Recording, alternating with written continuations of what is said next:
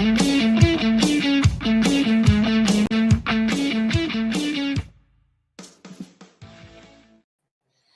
right. Oh, I'm going to screw it up, Coach. The times here I'm going to screw up your last name, Coach Vogler. Vogler, close enough.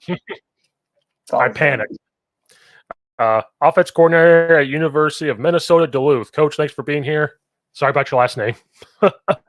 You're good. It's been done plenty of times. I appreciate having me on. So how's spring ball gone? How's summer ball gone? When do you guys start? How is that looking for you? Yeah, spring ball is good.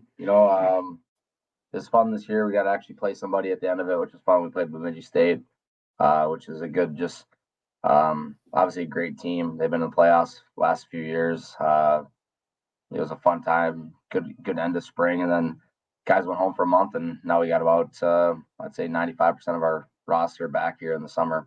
Working out, doing some different stuff. So it's been good. Now, what are you guys allowed to do with them in the summer? Is it just weightlifting and stuff, or can you guys have meetings and stuff? Yeah, we really can't do anything with them. So we're kind of just around making sure guys are staying healthy and stuff like that. Our strength coach is hands-on with our guys. Our guys run some different captains practices once a week. Our guys are in here every day at 5:30 a.m. because a lot of those guys got 8 a.m. Work schedule and stuff like that. Our guys are doing something usually at 5:30, followed by something at 6:30, and then are off for work. But we go 4 days a week here, and then give our guys off on the weekend. And it's been good for us, kind of what we've done for a long time here. And I think a reason we've been able to be good and very competitive is, kind of our summer programming and summer cohesiveness. Right. The life of a college athlete, I guess. So young guys listening, I try to tell our guys all the time, we were talking about some of my athletes. I won't say which one it was I was talking about, but that some of them are don't like school and don't like this. And they're like, well, I'll just figure it out. I'll go play college ball and figure it out. And I'm like, if you can't figure it out in high school, you're not going to figure it out in college. And they go, what do you mean? And I'm like, you're going to have 5 or 5:30 in the morning lifting or meeting. Then you got vice versa. You go to class, then you got to go to practice. If you have to work, depending on what level of division you go to, then you have to go to work. Make sure the schooling part's taken care of because you have to have a higher GPA than normal. So you're not going to just figure it out. That's why we're trying to get you now. And so young guys should hear that more from a college coach. Hey, this is the real life. This is you're going to be busier than anybody in the world. It's crazy their schedule.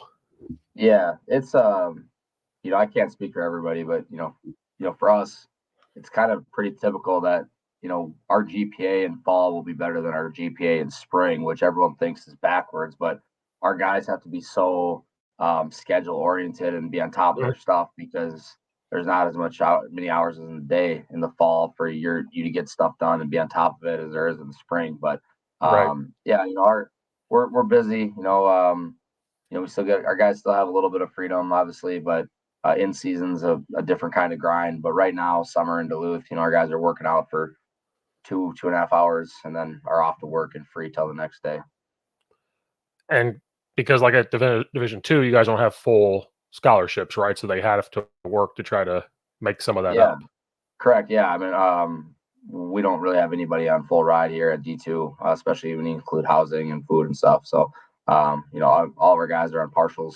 Some of our guys are walk-ons. So our guys are all working to, pay for school, pay for rent, pay for food. And luckily we live in a city in Duluth that has a ton of opportunities, whether it be paid internships or just different kind of jobs. We got guys that do everything, which has been fun. And our guys always find new things, new opportunities to go and work and find something that they actually like to do.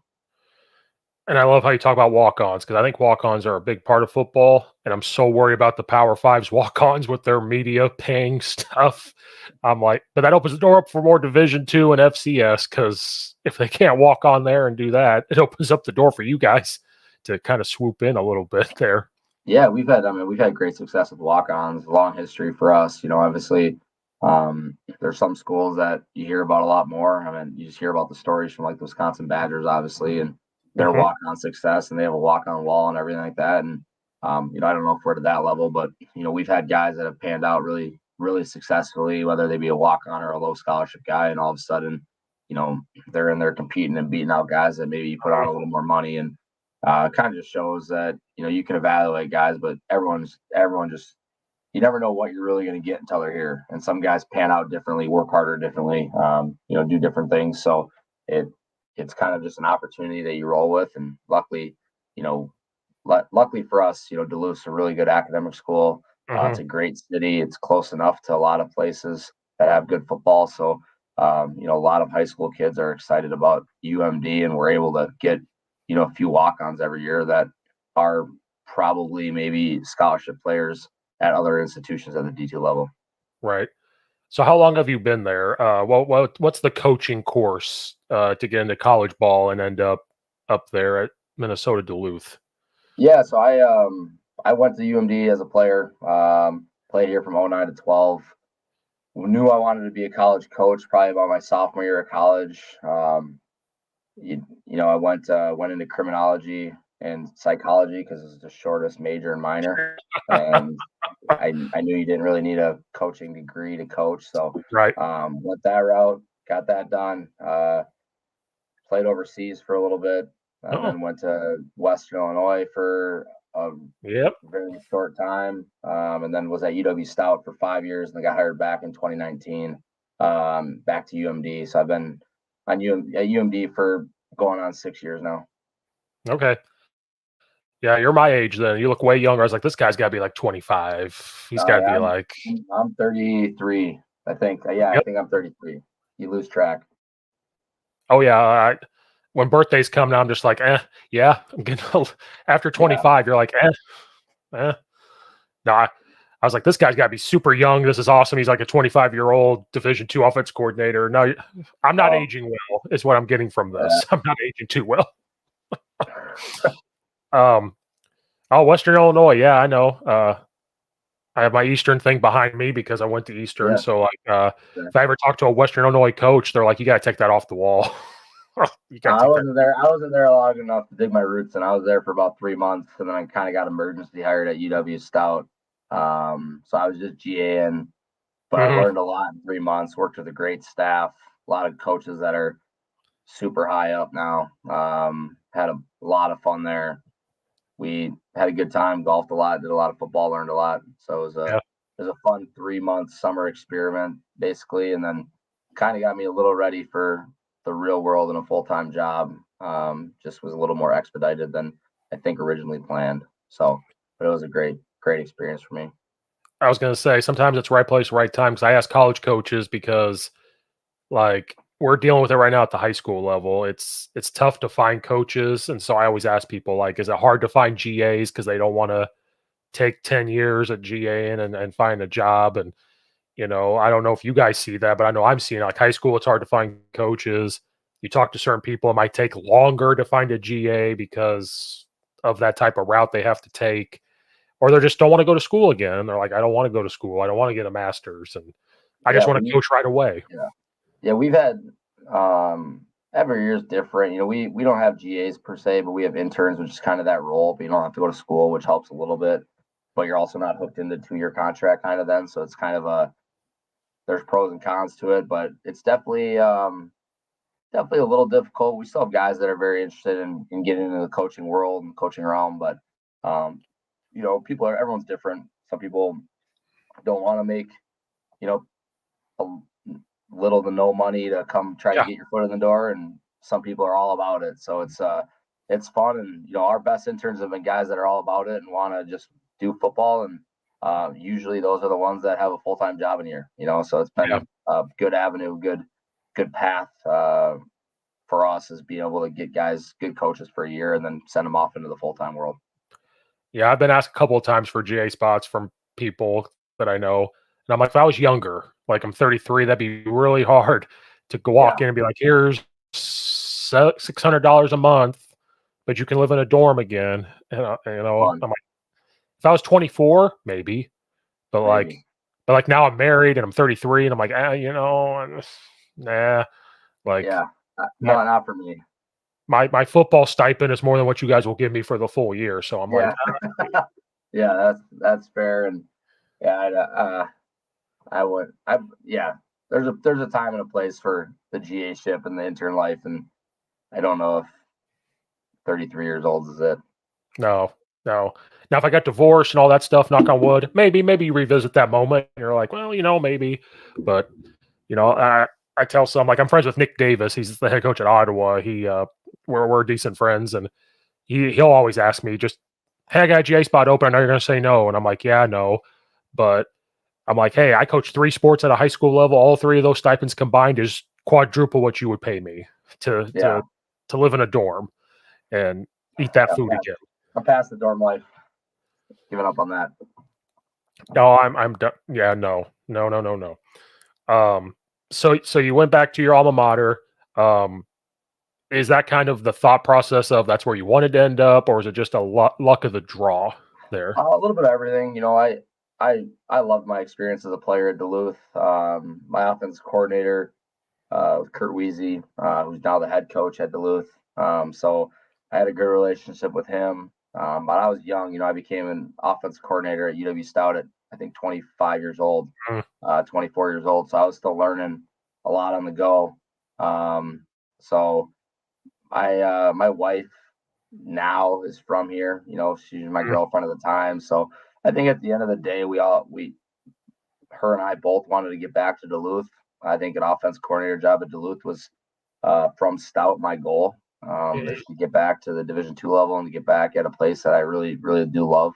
Yep. And it's been great. It's been everything I could ask for. And it's been a lot of fun here this last 6 years and our last 5 seasons or 4 seasons, I guess, in COVID, and kind of continue to look forward to the future. So you got hired right away as the OC, or did you get hired at something else then go up? I was the quarterback coach, pass game coordinator. I kind of co-called plays there for a little bit. Okay. Then after a year and a half, the other guy left to another Division III school, and then I just kind of stepped in. So I think I became the OC in I think July of 2015, maybe Oh, okay. 2016. I can't remember. And then was the OC for the final 3 years at Stout before coming to Duluth, and been the OC for the last 5 years. So when you come in, um, to become an OC, like what's kind of the first steps for things? Like, do you have to like how do you put your fingerprints on? Because you kind of have to do what the head coach wants, but are you allowed like the freedom to put your fingerprints on things? Yeah, for sure. And it's kind of finding that happy medium of what you want to keep the same and what you want to add. And, so Coach Weezy was the offense coordinator from '08 to 12 at UMD. And then Dan Larson, who's the OC, or sorry, the O line coach at NDSU, was the OC from 13 to 15. And then Noah Pauley was the OC, who's the receiver coach at Iowa State from 16 to 18. And then I became the OC. So we're still running the same system I played in. It Hmm. just looks completely different. And when I say same system, it's kind of the same terminologies, Okay. same verbiage, same thought Yeah. process. We operate with a check system, but it doesn't look the same. It's a completely different offense. My my thought, excuse me, my kind of thought process on football is a little different than other people that maybe came before us, but we still have kind of the same identity. We want to be a zone oriented offense. We want to be outside zone, inside zone. Find ways to run the ball, be really good on our play action, our boot game. Just how we do it probably looks a little differently than it maybe did, 10 years ago. Right. Right. But I think becoming a confident OC is having the trust of your head coach. I think Mhm. I've been lucky my entire time being an OC, which now is year 9 of it. Is I've had 2 head coaches that have really let me go, and have told me hey, that's maybe a little too much, or what do you think about this? But it's never been like, hey, I want you to call this play, and I want you to do this, and I want you to do that. And I think that's really hard if you're an offense coordinator, is Mhm. trying to find what you want to do and balance it. So it's been really fun. We got a great staff here at Duluth offensively, that bring a lot of really good ideas, and really do a really good job of teaching any complex ideas that I may come up with and getting it done. I know you talked about Coach Ensley, and I Mhm. think Coach Ensley is as good as it gets, from just teaching his guys maybe something that's a little unorthodox, and then watching it come to fruition on Saturdays through a week of practice. And Coach Weezy coaches our quarterbacks and does a fantastic job. I always tell people that there's not going to be a lot of games where our quarterback's not the smartest player on the football field, and I think that goes a long way with how much we put on our guys. And I think our last three quarterbacks that have played, been key starters for us have been engineers, which Oh, is kind wow. of funny. It kind of helps. You've got Yeah. guys that are smart football players that are very calculated and can handle, understanding, checking into different, looks and what they don't want to see, what they do want to see, and stuff like that. So, Right. but offensively, our identity is kind of the same, but we do a lot more chaos, a lot more unbalance, formation of the boundary, motion, anything you can think of to try to kind of, beat the hell out of the other team mentally is kind of where we kind of lay down and go. Right. Well, Coach Ensley learned it from Rudolph at Ohio, so you're going to have different ways, a lot of different ways. Because talking to Rudolph, he'll explain inside zone for like an hour, and I go, I only picked up 15% of what you were talking about because it's Yeah. so many different ways. And like a technique I put in today with the guys is the scooch technique, just how quickly we can block people. It looks Right. so weird, but you're like, this is what I'm going to do. And I do it with my kids now. I'm like, this is what we're going to do. And the head coach will Yeah. look at me like, "Are you guys skipping or something?" Like, "No, we're just trying to get there quick." Like, Yeah. try to think outside the box. Yeah, I think that's where we've been able to be pretty good, is just kind of outside the box thinking. We go against our defense every day, and our defense is very unorthodox in terms of how they align and the fronts they give, and trying to run zone, and having to try to get our backside guard tackle combo through a shade is, well, how do you Yeah. do that? And so it's kind of fun during spring ball. We kind of try a lot of new things that maybe we haven't seen before, and we're kind of like, hey, maybe this will work. Let's see how it looks. Let's maybe do play a little backside game or read somebody differently. And that's where I think having smart football players and a really good staff can go a long way. Is we're doing things in our mid zone, wide zone game that I don't think we invented, but I haven't seen a lot of other people do, and it's been really good Mhm. for us.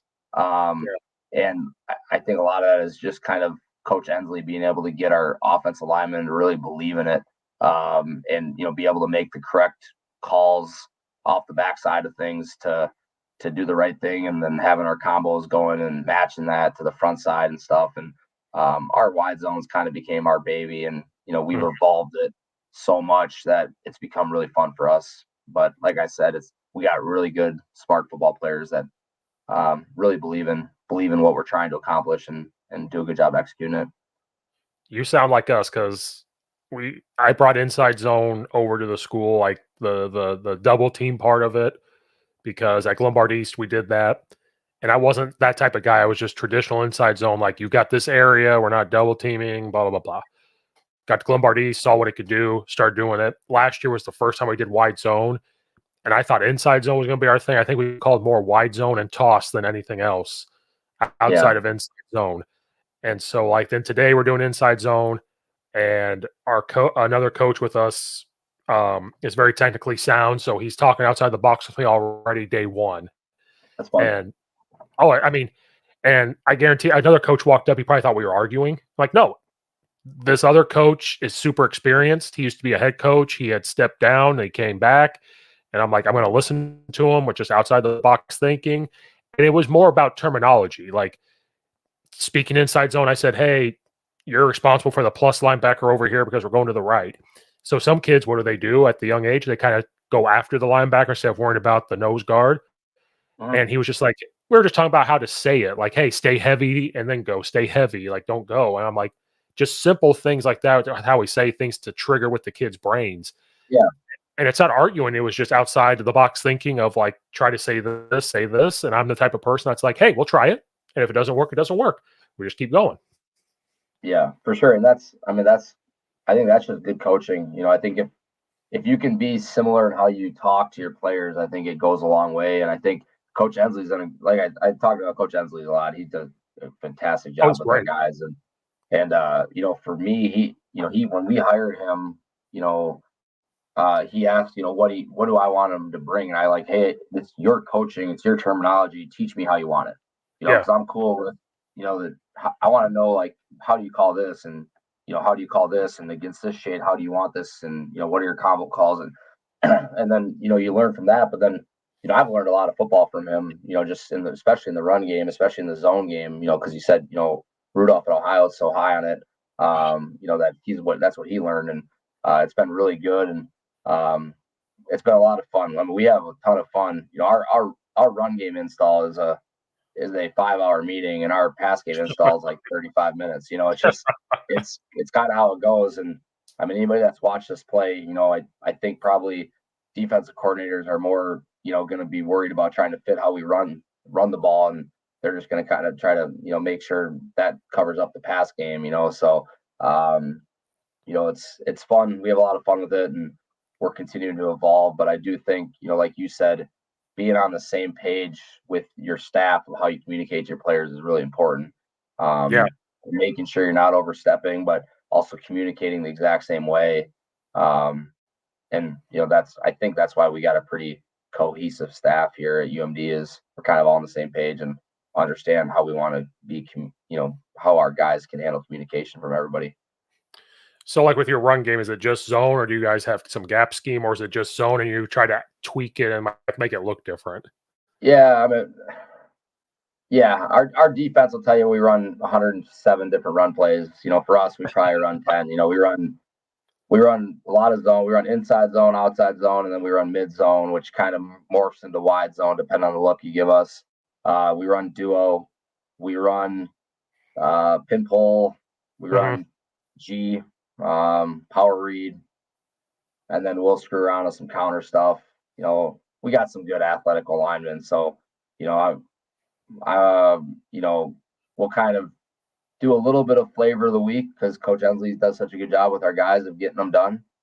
So like I think last year, like we put in trap towards cute trap out of empty towards the end of the year to try to marry it kind of with a disguise off our G. And like we only ran that for like one game, or two games. So like, we're able to, throw a random kind of play in that we think might work.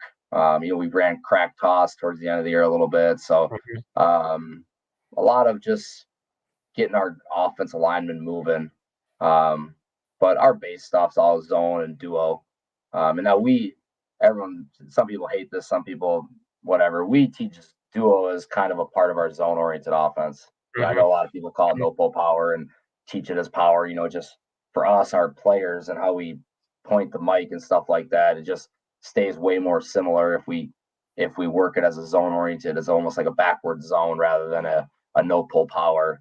Now we block it the same. No one will be able to tell you different. Everyone's going to say that's duo, but just from a term standpoint, we almost still kind of put that into our zone family. So we're more of a inside kind of zone and perimeter outside type, or gap outside type stuff. Yeah, duo was the one play that I could not get the kids to like remember, because like last year was the year of like they would let me put in like two plays that we haven't done. I said, okay, wide zone and duo. I think it can mirror off each other.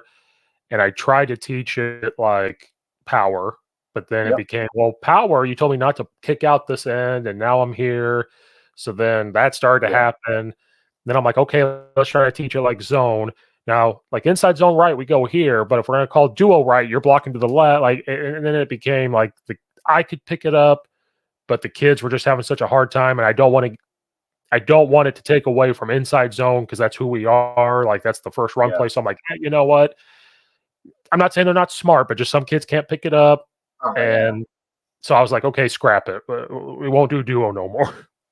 Yeah, we kind of not ran into that issue, but we kind of just kept the combo calls all the same and just told our kind of the only guys that are backwards are our running back and quarterback. You know what I mean? Yeah. So that's kind of how we installed it, and we ran with it, and our guys picked it up pretty well. But like you said, it's probably a little different at the high school level. We got way more time and install time and practice time than anybody else has. Oh yeah. I mean, I want to revisit it one day. Like if I have a young O-line group this year and they get to be older, maybe I revisit it and then try to be like, okay, if it's duo right, just make sure everybody's blocked. And then quarterback, running back, you're going to the left, like that type of stuff. Or a Yeah. play we used to run was ISO, and so ISO Yeah. to me was blocked the same way. We just left a linebacker. So I Okay. try to tell the kids that, and I don't know, just when you Now you're start running messing, ISO. oh yeah, when you're messing with it though, and you're trying to like, because I try to teach it college-ish, but dumbed Yeah. down, just for the off chance that they do go play Division 3, Division 2, whatever it is. So that way, maybe when they get to you guys, they're like, "Oh, I kind of remember Steve saying Yeah. this," but I also have to dumb it down a little bit to fit the high school level. And so when Yeah, I for try, sure. I get too collegey with it sometimes. Like the duo, I was getting too collegey with it. Like, okay, here, because I was all excited, and they're like, "What? What do you mean power without the pole? Or what do you mean about the like?" Yeah. And Now you got too many thoughts in their head, and all of a sudden you're just nobody's blocked. oh yeah, I'm like, "Are you guys thinking too much? Because the earth is shaking right now. So you guys thinking really, really hard here, Because then you had to teach them wide zone, which trying to tell them like, hey, it's just like inside zone, covered, uncovered, but make sure we're getting here and we're running. And they're like, running, and I'm like, it's not running, running. You're just getting there as quick as you can, and like hooking up. And then they're like, then the best argument is when the defensive guys say, "Oh, they're running outside zone." I'm like, "No, no, no, no, no, no. This is wide zone. This ain't outside zone." And they're like, "Isn't it the same?" I'm It's like, all the "No." same. It's all the same for some of those guys. Sometimes it looks the same too, so I can't blame them. But we term it a little different, I guess. Oh no, because we play a team that runs outside zone. Because you can tell by the linemen, they're trying to like shuffle and hook, like Yeah. they're taught that. And so like sometimes they'll be like, "Well, what's this?" I'm like, "Well, that's outside zone." They're like, "Well, that's what you guys run." I'm like, "No, we run wide zone." Yeah. "Oh, what's the difference?" I'm like, "Because I still want to get downhill. Instead of the A gap, it might be a farther B gap because they move." But sometimes we go to the outside. I'm like, "Yeah, because they all slanted this way and we hooked them because why Yeah. not?" And we go that Naturally. way. So that's always a good debate argument we have, because the first time I tried to learn it, I can't remember what coach I talked to. I said, "Hey, I want to learn wide zone." So they're talking. And while I'm talking to him, I said, "Okay." I said something about outside zone, and he stopped and he goes, "Well, which one are you trying to learn? Because they're different." And I'm like, Yeah. "They're different." He goes, Oh "Oh yeah. yeah." He goes, "Oh yeah." So I like offended them. And I'm like, "Okay, sorry." I Yeah. We so do. I'm like, We do a little bit of both. So well, it's kind of like the run and shoot people. Like they can't lose their card and tell me the pass protection stuff. So if I talk to a wide zone guy and I call it outside zone, they're like, "You're gonna lose your wide zone card here if you don't call it the right thing." Or yeah. well, the best, I think it was during COVID. Uh, I got bored, so I drew up inside zone like how I would do it, like double teaming.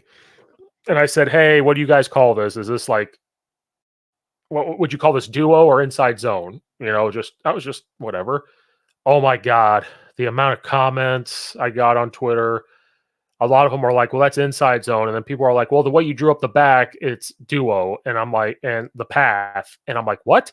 And then just coming back like, "It's not fucking duo or it's whatever." I'm like, "Oh my god, I just stirred the pot." Yeah. I don't understand that argument too much because I don't know if it really matters. It Everyone doesn't.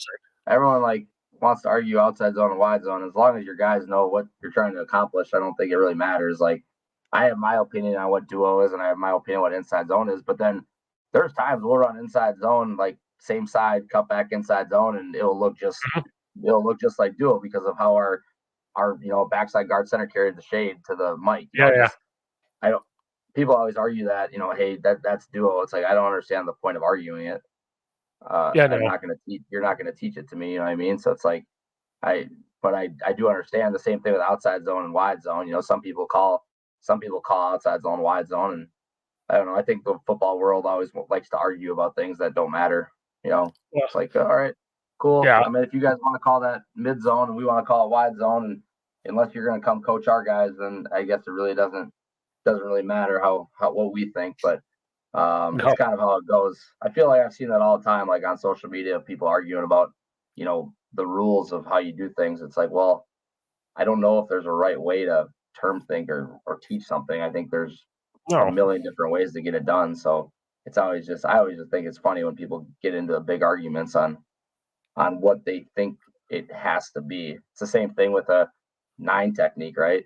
It's like that whole argument, like a 7 technique or a 6 eye. Like what? I'm a 6 eye guy. That doesn't mean that Yeah, Yeah. I'm an idiot or that I'm not old school. It just means that makes the most sense for me, and I don't want to teach it that other way. I'm the It's the same same. way. I'm the The same same way. thing. You coach high school. You try teaching those guys that it goes, 3, 4, 5, 7, 6, and then Yeah. watch their brains burst. It's like, okay, I'm cool Yeah. with it, but I don't need to do it that way. Oh no.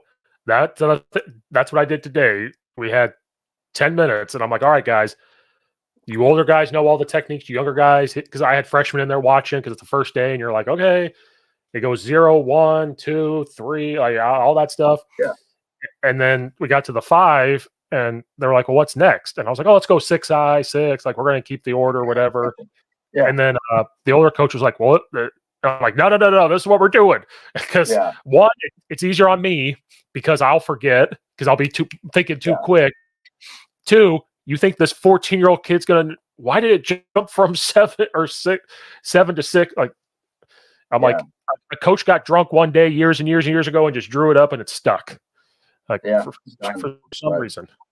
It's amazing, but people stand on the table for it. So. Oh no, and then like when we were talking about wide zone, our head coach, he calls it stretch, and I'm like, okay. Now, like I'll poke fun at our coaches, but I don't get in arguments. I'm like, hey, if to you it's outside zone, but I know it's wide zone, I don't care. Like I'll give our defense coordinator, I'll just poke fun at him, like that's wide zone, right? You know that, whatever. But Yeah. like for a scouting report, it doesn't matter. He's like, hey, they're just trying to the linemen are going here. Our head coach thinks wide zone is stretch because of the Steelers days. And I'm like, hey, if that's how you remember it as a head coach, you go for it. I said, but just try to make sure when you're around my linemen that it's called wide zone. Because if they hear outside zone, they're going to be like, what? It's going to be a disaster. Oh, yeah. So sometimes I'm like, don't even talk to them. Don't even speak to the tight ends and O linemen because they know it as one thing. Or like Coach Prevost when he was at South Dakota, when I talked to him, I told him how we did inside zone, and he goes, "Oh, that for us is mid zone, and then inside zone is a little different." And I said, "Well, how's it different?" He goes, "Well, mid zone we're aiming at the center, and we're blocking it this way. Inside zone for them was like outside the guard and stuff like that." And I said, "Oh, well, I called inside zone because our running backs are not college-esque. So if I tell them to aim for the guard, they end up aiming for the tackle, and now we got no help out there. If I tell them to aim for the center, hopefully we get to where I need to go." And he was like one of the first people to say, if that works for you, call it that. Like, it doesn't matter. He goes, it doesn't matter. He goes, for us, yes. For you, no. Yeah, for sure. And same thing with Coach Rudolph. I told him that, and he was like, hey, to you, that's inside zone because you're reading the end, you're blocking it this way, you're trying to teach the running back the same things. To you, that's inside zone. And I said, cool. He's like, now if you go coach college, you may have to call that mid zone and inside zone and stuff like that. And I thought about it. I was like, nah, I'll still call it inside zone because that's what it is. It's all the same. It's all the same. I agree. Recruiting in the Division II world, has it been affected that much because of everything going on? Or are you guys just kind of steady Eddie as this world changes around us? Yeah, I feel like we've been probably pretty steady. I don't know if that's the case for all Division II schools, but I think we've been very lucky. We've still really committed to recruiting high school athletes. I think we've signed over 27 the last 3 years. So we've been good. We only recruit really Minnesota, Wisconsin, Northern Iowa, and the Chicagoland area, and then we in Las Vegas. And I would say 80% of our rosters from Minnesota, Wisconsin. So we kind of supplement the other ones. And we haven't got killed by the transfer portal. We also haven't chased on the transfer portal. We're not always looking for the shiniest thing. We're gonna bring in something that of necessity and then go from there. So I think, in this, when we kick off in August, I think we'll be at 4 transfers coming in. And then we lost a few as well, but we've been lucky not to get killed by it. Then the NIL thing is still not quite to the Division II level. There's some really low end NIL offers money wise and free breakfast or lunch or stuff like that Right. we've been able to do a little bit of, or not we, but our city's been able to do a little bit of, but not much. I think it's coming, but we're still not even fully funded scholarship wise. So why would we Right. try to dig into that, before everything else? But you hear about it, the collectives and stuff, but recruiting, I think the recruiting at the D2 level is still pretty pure. I think Mhm. kids are in it for the right reason. Kind of what makes D2 a lot of fun right now, is I have a lot of buddies that coach at the Division 1 level that are, their entire month of January, February are on planes trying to find the next Mhm. guy because they just lost theirs. You know what I mean? So it's Mhm. kind of a unique world we're living in right now. I hope at some point it slows down or the NCAA puts some rules in place, because I think it's a little bit draining for the higher levels right now to try to balance all Yeah. that and dig up enough money to pay guys enough to stay. Yeah. But for us, we've been able to be, you know, pretty consistent with what we've been able to kind of or I should say what we've been able to do, what our plan has been in the recruiting Mhm. world over the last 2-3 years here. Yeah, some of those Division 1 guys, I'm like, "You're earning your money right now because the constant if this guy jumps in the portal, you immediately have to and you want him, you have to leave right then and there to go talk to him, or you Yeah, gotta be on campus more to bring him in." And then, um, Coach Bart Miller, he's the O-line coach at U of I got to go yep, watch a practice, and, they had this bus pull up, and I think it's called, like, Rising Stars, so it's kids that are, like, wanting to get recruited. They're handing him business cards, and I looked at him afterwards, I said, "Are that really business cards?" He goes, "Oh, yeah." He goes, "That's our new thing. Kids have these business cards, and they're handing them out, and, here, contact this," and I'm like, "Really?" crazy. "We you know what we do with 90% of them? We throw them away," because he's just like and, like, he doesn't have time to, like, be buddy buddy anymore. It's really business, business, business now, Yeah, and, it's tough. oh, Not as yeah. fun as it used to be. I don't think for a lot of coaches. I think No, it's a little more draining than it maybe used to be, but it's kind of how the world is. Everyone just kind of slowly got to adjust and figure out the next move. And I just hope at some point it slows down a little bit, especially at that level, and kids get back to coming in and graduating the class they came in with, and we're losing a lot of that right now, which kind of sucks because, I think there's a lot to say about, just lifelong relationships you create when you're at one or even two schools. You know what I mean? It's just when you're at four, yeah. you lose a lot of that. Right, and the school pride thing, because like, if you go to 3 or 4 schools, it's like, in high school, you have school pride with that school, you go to college. Like, Oh yeah, I'm okay transferring once, I understand that, like, it's gonna yeah, happen, but, like, the school pride thing, if you go like, who was that tight end? I can't remember his name, he played, like, 7 schools, and I'm like, "What? How can you play at yeah, 7 schools because of the COVID years and stuff?" And I'm like and, like, I get it, sometimes it's family issues, sometimes it's whatever, if the head coach leaves, whatever, I get it, but it's the "Oh, I didn't play as much. I'm gonna it's, go." I don't know. yeah, It's yeah. It's a bizarre world, and it's just but it's a corrupt world too. It's not always the kid's fault. There's people that that's are in true. their DMs and texting them and offering them money while they're still in a different program. Hear those stories all the time. So it's you know, um, I can't blame kids.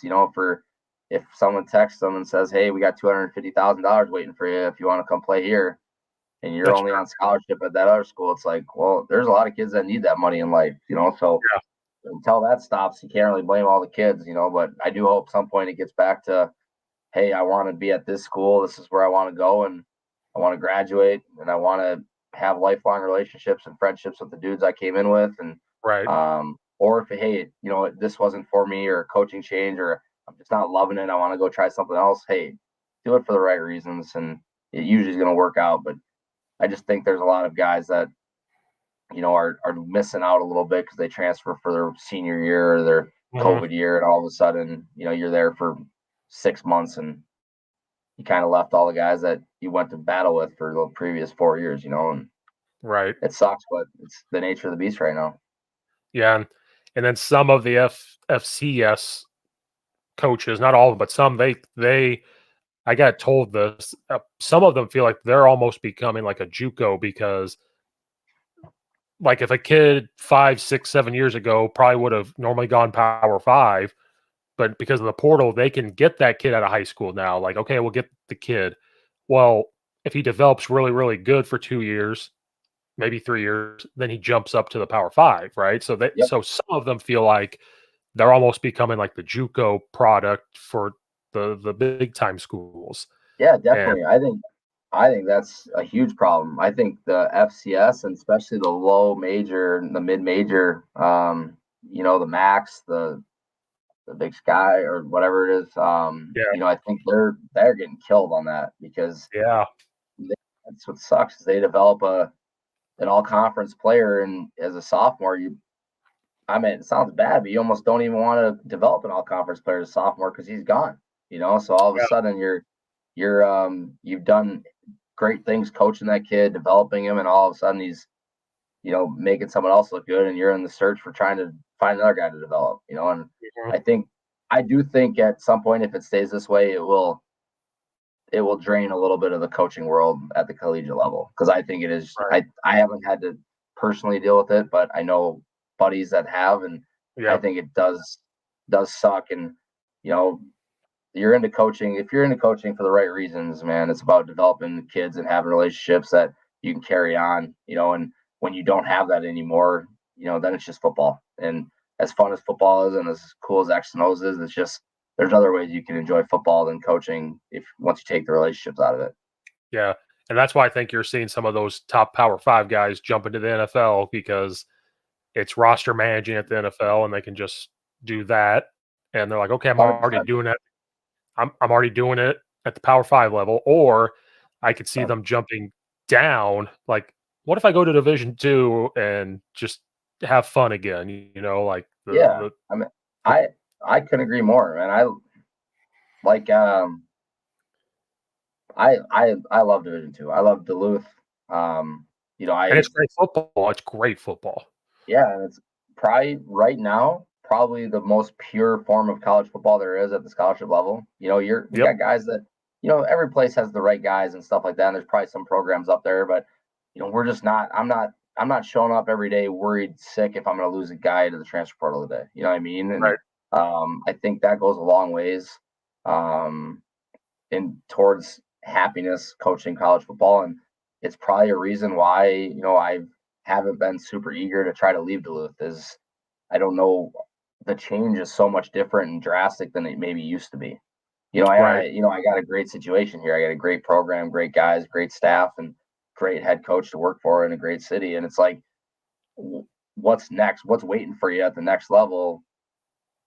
Average city, with a good head coach and overworked hours maybe, and just chasing transfers all the time. It's like some of it's some of it is appealing, but it's getting less and less sexy as time goes Mhm. on here. The higher Yeah. you get up, it just becomes more of a headache than anything else. Well, like maybe 10, 15 years ago, maybe you would have been like, yep, I'm going to move on to the next level because it's the same thing. But, well, then For sure. because of that, but then you never know the next day another change could come, like that media deal where they can pay players. That came out of Yeah. nowhere. That came like Oh I yeah. didn't know. I There's didn't know that. there's so much unknown at that level, and it's like you already, as a coach, you're already sacrificing enough time that you don't get to spend with your wife and kids, and all of a sudden the time that you usually did was probably, February, and Yeah, now you spend all February chasing transfers, so it's like yeah. not every the collegiate calendar is so jam packed right now that it's just it's getting ugly. So I'm hoping at some point, for the sake of college coaches, there's some rules or some different guidances that come out that help out this level of football, or not this level, but the just college football in general. But coach, don't you know the average fan says, well, they get paid a lot of money anyway, so what does it matter? Like that's what I hear from people that don't know. And I try to tell them, like, hey, you're only seeing Nick Saban, Dabo Sweeney, and these Oh, people. You, the yeah, assistant coaches are not making the huge big time money that you're thinking. And then like some of the FCS guys, for sure. I'm like, no, do you guys not know? no, no. I mean, there's life changing money in college football. The problem is there's only 0.1% and probably less than that of guys actually making it. You know what I mean? I mean, You Right. know, so it's you don't get you don't get into college coaching for the money. You work hard enough that you get lucky enough that it ends up happening for you. But um, Right. there's more headaches that come with that than probably the what you want. But like for you, and I'm not going to speak for you, correct me if I'm wrong, but like for you, as long as you provide for your family, live a good life, you're at a good place, and it feels like you're not really working, like you could have a job in a factory or something, like you're living a pretty good life, like Yeah, 100%. And I think like probably something I realized as I continue to get older is I think the best situation are really the two things I really care about when it comes to coaching is who I work for and where I live. And I think that goes a long way. And right now where I'm at, I work for, as in my opinion, as good of boss or head coach as you can that doesn't that understands and trusts the staff. And if you want to go right. home and create the game plan at home on a Sunday night, do it. If you need to go pick up your kids from daycare, do it. It's not like it's a complete grind or you feel awkward asking to leave the office or you're guarding your desk. I think that's super important to me because I'm able to have my kids in the office and be able to Mhm. go see my kids do things and go catch sporting events and stuff like that. But then, at the same point, I live in Duluth, Minnesota, which is, a 200,000 people surrounding area on Lake Superior and has Mhm. everything you ask of it. And have a lot of friends that live up here from college still that, I'm not just stuck and tied to our coaching staff when outside the office, which is nice. So, you don't get that everywhere. And I think when you're at a spot that you really enjoy and you don't feel like you're coming to work every day and you got good kids, you got to take advantage of it. And I think that's kind of what our staff does here right now. And it's probably like you played there, so it's probably like I hate the word culture, but it's like a culture thing set at that school that continued probably when you got back. So if it's welcoming and it's been like that, then it makes it even better to kind of stay there, if that makes Yeah, sense. I mean, no question. I mean, I love. I've said it enough. I love Duluth. I love the city. I love being a Bulldog as a player, and um, just it's home for me. It's comfortable. It's um, someplace that I really am passionate about winning games at because I cared so much about it as a player, and I think that kind of just um, goes a long way and not separates me, but I think if you talk to anybody that has been able to coach at their alma mater, I think it just means a little more, and I think it's Mhm. something that's unique and not everybody gets the opportunity to do. And luckily, I'm one of the people that have been able to have that opportunity. That just happened to one of my former players I coached a while back. He coached at Charleston High School, which is right down the street from Eastern, and his dad used to coach at Eastern, and sadly passed away in a car wreck in 2009. And his whole life wanted to go back to Eastern and play. So he did. He wanted to get into college coaching. He did. GA at Eastern, went to Ball State for like a year. Then he got hired, I want to say in January, to be the tight ends coach at Western. Well, then right after spring ball, position opened up at Eastern, left right after spring ball because Eastern is where he wanted to be. And like, Yeah, if that's where he wants to be and he loves that town, go back. And Charleston is not a big place. It's no, 20,000 some people, but same type of thing. If that's where he wanted to be, that's where he's going to go. And Mhm. I know the OC at Western, and so I texted him. I said, "What are you doing chasing off Cole? Like, what are you doing?" And joked with me. He goes, "You Eastern guys just aren't tough." I'm like, "Okay," but it same type of thing. Like, if that's where he wants to go and he's happy being a position coach and can live, God bless you. Like 100%. you'll make it. Yeah, for sure. Well, coach, I took a lot of your time. I appreciate you spending beginning of summer talking to me, Oh but I yeah, for appreciate you sure. being on here. No question. I appreciate having me on, and good luck with everything. Good luck this summer with getting duo figured out once you put it in, right? I may never go back to duo again, but That's fair.